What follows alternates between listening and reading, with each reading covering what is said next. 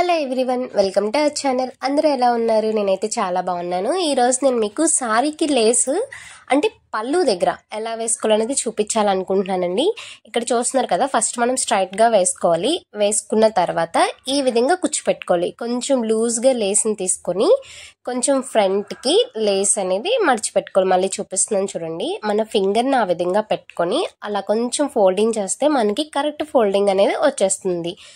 ఇప్పుడు దీన్ని చూస్తున్నారు కదా, మనకి చివర్లు కూడా కరెక్ట్గా వచ్చింది. అలాంటప్పుడు మనం ఒక స్టిచ్ వేసుకోవాలి. అలా ఒక స్టిచ్ వేసాక మళ్ళీ క్లాత్ని పాదంని ఒకసారి ఎత్తి క్లాత్ని సరి చేసుకొని మళ్ళీ ఫ్రంట్కి ఒక స్టిచ్ వేసుకోవాలి.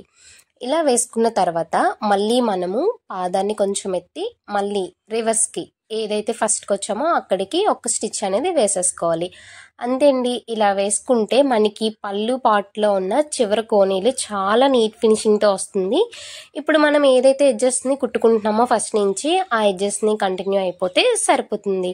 మనము సారీ అనేది అంతా నార్మల్గా ఎలా అయినా సరే కొంచెం బుర్ర పెట్టి వేసేసుకోవచ్చు, కానీ ఈ పళ్ళు పార్ట్కి వచ్చేటప్పటికి మనకు ఒక పెద్ద టాస్క్ అయిపోతుందండి.